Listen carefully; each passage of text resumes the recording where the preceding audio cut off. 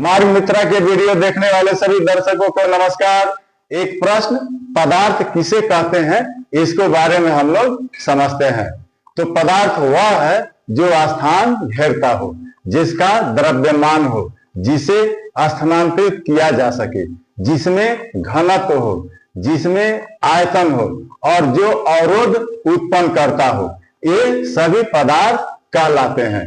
जैसे लकड़ी, पानी, पत्थर, इस तरह से बहुत सारी चीजें जो हम अपनी आंखों से देखते हैं उसको हम लोग पदार्थ कहते हैं।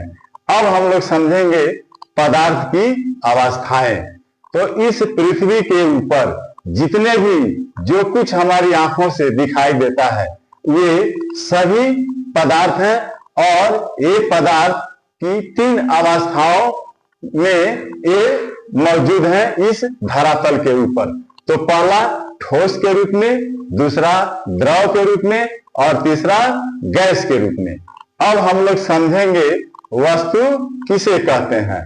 2 या 2 से अधिक पदार्थों को मिलाकर उपयोग करने के लायक जो चीजें बनाई जाती है उसे वस्तु कहते हैं। जैसे पेन, कॉपी इत्यादि। अब यहाँ पर एक वस्तु मैं आप लोगों के सामने ये पेश कर रहा हूं। इसको देखिए, यह एक चाकू है और यह उपयोग करने वाली यह वस्तु है। इस वस्तु के निर्माण में एक प्लास्टिक नामक पदार्थ है, फिर और इसमें लोहा है और ये 2 पदार्थ मिल करके ये उपयोग करने के लायक वस्तु बना दी गई है, एक चीज बना दी गई है, तो इसको हम लोग वस्तु कहेंगे। इसी प्रकार के अगर आप एक पेन का उदाहरण लेते हैं तो पेन में भी एक प्लास्टिक नामक पदार्थ है, दूसरा स्याही है और तीसरा उसमें जो है लोहे के बॉल और उसमें जो है नोजल उसमें रखा जाता है। तो इस तरह से कई पदार्थों को मिला करके यह हमारा पेन तैयार होता है जो एक लिखने के काम में आता है। यह भी एक उपयोगी वस्तु है। इस प्रकार से हमारे दैनिक जीवन में हम लोग देखते हैं कि हजारों वस्तुओं का हम लोग उपयोग करते हैं। ये सभी वस्तुएं 2 या 2 से अधिक पदार्थों को मिला करके बनाई गई है। अब हम लोग समझेंगे द्रव्य किसे कहते हैं। जो वस्तु स्थान घेरती हो और अपना वजन रखती हो उसे हम द्रव्य कहते हैं। अब यहाँ एक ध्यान देने योग्य बातें हैं।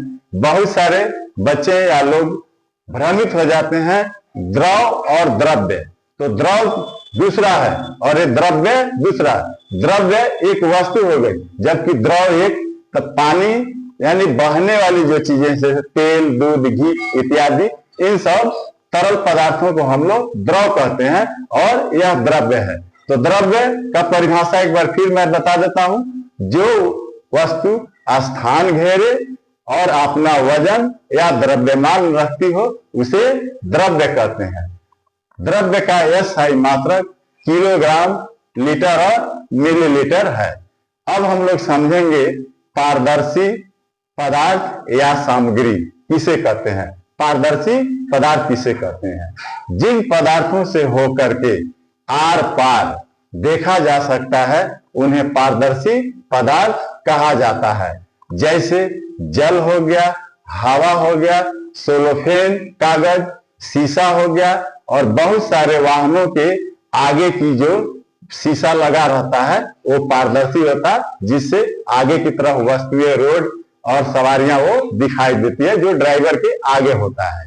तो ये सब चीजें जो है पारदर्शी पदार्थ कहे जाते हैं। जो अब हम लोग समझेंगे अपारदर्शी।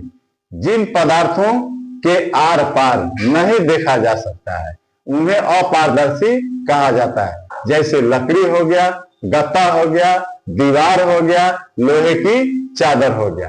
अब हम लोग समझेंगे पारभासी किसे कहते हैं। जिन पदार्थों के आर पार नहीं देखा जा सकता है, अर्थात धुंधला देखा जा सकता है अथवा अस्पष्ट दिखाई देता है, तो ऐसे पदार्थों को पारभासी पदार्थ कहते हैं। जैसे बटर पेपर हो गया, फ्रस्टेड कांच। वीडियो अच्छा लगा हो तो लाइक करें, कमेंट करें, शेयर करें और वीडियो को पहली बार देख रहे हैं तो बेल आइकन के घंटी को प्रेस करें, ताकि जब भी कोई वीडियो अपलोड किया जाए तो उसका नोटिफिकेशन आप तक पहुंच जाए। इन प्रश्नों से संबंधित एक पोस्टर प्रस्तुत किया जा रहा है, उसको देखिए, पढ़िए, समझिए और जरूरत महसूस हो तो उसको लिख लीजिए। वीडियो देखने के लिए बहुत बहुत धन्यवाद।